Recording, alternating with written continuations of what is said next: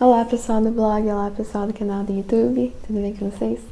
Eu tenho lido o livro Let Me Be a Woman, da Elizabeth Elliot, e eu gostaria de compartilhar com vocês hoje sobre uma questão bacana que eu li aqui, sobre relacionamentos, em específico casamento, mas que eu acredito que se encaixa também no namoro e no noivado, enfim. Ela nos dá 4 características acerca da pessoa com quem nós vamos nos casar, que são importantes que a gente se lembre para que nós possamos reagir melhor à entrada no casamento, ou ao casamento que nós já estamos, ou um relacionamento amoroso qualquer que nós sejamos. Então, 4 características que respondem à pergunta com quem nós nos casamos. A primeira é que nós nos casamos com um pecador. É importante lembrar disso porque quando a gente ama alguém, quando a gente está apaixonado, é muito fácil de se esquecer disso, especialmente antes do casamento, antes daquela convivência que você está o tempo todo junto e é mais fácil de ver os pecados da pessoa. Às vezes, durante um namoro, um noivado, é mais fácil estar um pouco cego à questão de que, de fato, nós estamos nos casando com um pecador. E a Elizabeth nos traz isso e ela diz que esse é o único tipo de pessoa com o qual nós podemos nos casar. Afinal de contas, nós somos todos pecadores. Então, se nós estamos nos casando, com certeza será com um pecador. E quando a gente esquece disso, assim que isso vem assim que isso se mostra para nós de forma muito clara, que os pecados dessa pessoa começam a ser muito claros para nós, é muito fácil de se perguntar onde é que tudo deu errado. E aí ela responde, na verdade, tudo deu errado no Jardim do Éden. Foi ali que nós caímos como raça humana, e é por isso que o seu marido, o seu noivo, o seu namorado peca. E é libertador de se lembrar que nós estamos com o pecador, de não colocar essa pessoa numa plataforma, num pedestal, e toda vez que ela erra, toda vez que ela peca, nos sentimos frustrados. Então é muito libertador nos lembrar que, em primeiro lugar, nós estamos casando com um pecador que precisa de redenção, que precisa de graça. E é libertador também de se lembrar que ele também casou-se com uma pecadora, que vai se casar com uma pecadora. Você não está acima dele, você não precisa de menos ou de mais graça do que ele precisa. Vocês precisam exatamente do mesmo tanto. E se vocês são um pouco como eu, bastante orgulhosa, é fácil da gente cair no pecado do orgulho e ver essa pessoa como pecadora e falar, claro que eu tô casando com um pecador, e se esquecer que de fato nós também somos, e que nós precisamos do mesmo tanto de graça que eles precisam. Vão ter muitos momentos na vida em que a gente vai querer reclamar e apontar dedos e acusar, mas a gente muda completamente de posição e a gente muda completamente de atitude a partir do momento em que nós nos vemos exatamente na mesma posição que eles. Tudo que eles fazem, nós somos capazes de fazer, e em tudo que eles caem, nós somos capazes de cair. E se ele caiu hoje, se ele caiu agora, nós cairemos amanhã. Então é importante e muito libertador se lembrar não somente que nós nos casamos com um pecador, mas também que nós somos pecadores. A Elizabeth nos lembra de um filme, o Love Story, que é um filme relativamente antigo, e uma das frases desse filme é que o verdadeiro amor é aquele no qual você nunca precisa pedir perdão. Eu acho que eles quiseram dizer no sentido de que aquele que realmente te ama jamais vai te machucar, enfim. E nós sabemos que isso é completamente mentira, afinal de contas, pecadores vão pecar. Então, o verdadeiro amor não é aquele que você nunca tem que pedir perdão, pelo contrário, é aquele que você sabe que precisa pedir perdão, sabe que precisa perdoar, e isso acontece não só diariamente, mas a toda hora, porque os pecados vêm e existe uma libertação muito incrível em um relacionamento no qual existe confissão de pecados, no qual existe perdão real. É um relacionamento completamente diferente daquele em que tudo é guardado, que tudo é ressentido e que não existe essa comunicação e essa lembrança de que ambos são pecadores. Então ela diz que o amor também ele não é cego, então as imperfeições elas aparecerão, mas a gente precisa tratá-las com o mesmo respeito, com a mesma calma, com a mesma graça que nós gostaríamos de ser tratadas nos nossos erros, nas nossas dificuldades. Em segundo lugar, você se casa com um homem.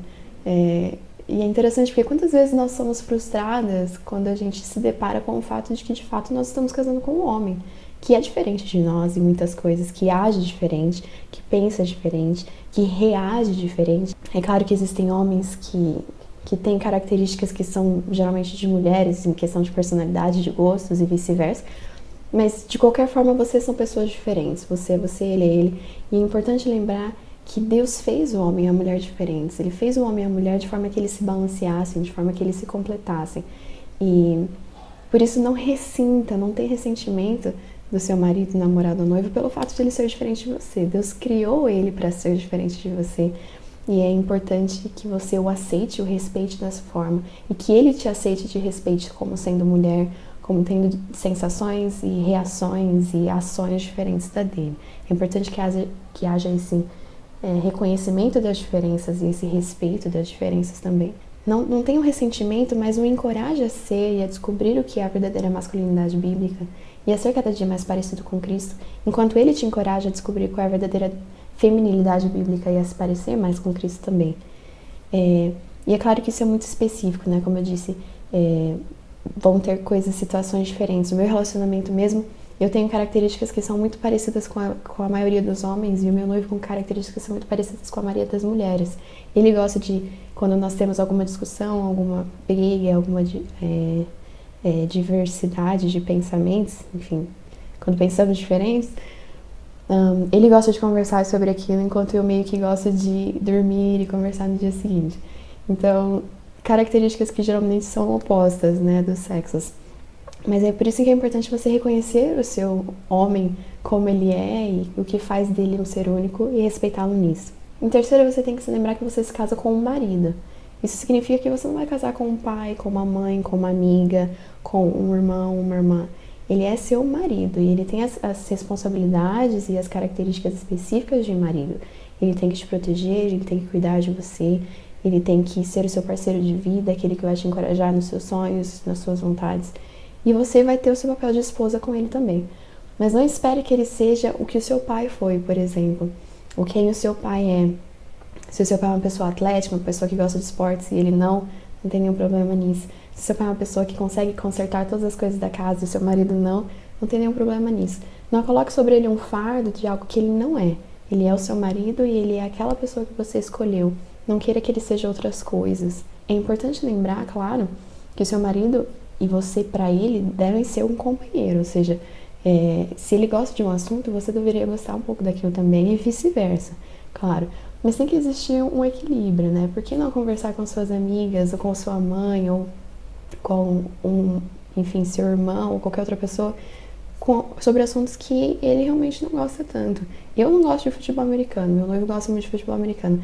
E eu não vou querer falar sobre aquilo um dia inteiro. Então, por mais que a gente possa ter conversas e eu possa assistir um ou outro jogo com ele, isso não é algo que eu particularmente gosto. Então, lembre-se que ele é seu marido, ele não é sua amiga, ele não é sua mãe, ele não é seu pai. Ele é seu marido e é esse o papel que ele tem que ter na sua vida. E a sua mãe o papel dela e o seu pai o papel dele, enfim.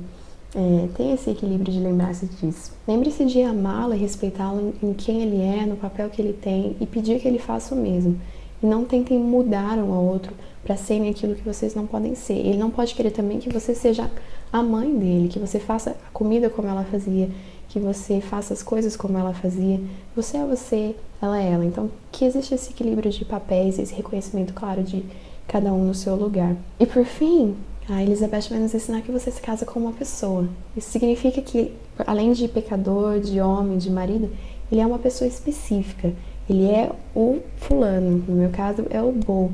E o Bo tem as suas características, tem os seus gostos, tem as suas vontades, assim como eu tenho as minhas características, gostos e vontades. É importante que a gente reconheça e que a gente respeite isso. Conheça de fato, busque conhecer, faça perguntas para conhecer profundamente com quem você está se casando, para respeitá-lo e amá-lo naquilo que ele precisa ser amado e respeitado. Como eu disse, reconheça que ele é uma pessoa distinta, uma pessoa única, com características únicas. Então não queira que ele seja outra pessoa, não tente mudá-lo para que ele seja quem você quer que ele seja, e não permita que ele faça o mesmo com você, mas que vocês possam se mudar e se moldar um ao outro, e moldar um ao outro para serem mais parecidos com Cristo a cada dia. Se a gente tentar manter isso em mente, num relacionamento, lembrar que essa pessoa é pecadora e que nós não devemos ser surpreendidas quando ele erra, lembrar que essa pessoa é um homem e que ele vai ter diferenças de nós que somos mulheres, lembrar que essa pessoa é o nosso marido, noivo, namorado, não nossa melhor amiga, ou nossa mãe, ou nosso pai. E lembrar, por fim, que ele é uma pessoa única, que precisa ser respeitado por quem ele é. Se a gente se lembrar de tudo isso, e se eles, do outro lado, não lembrarem-se do mesmo, um relacionamento, acredito, será muito mais saudável.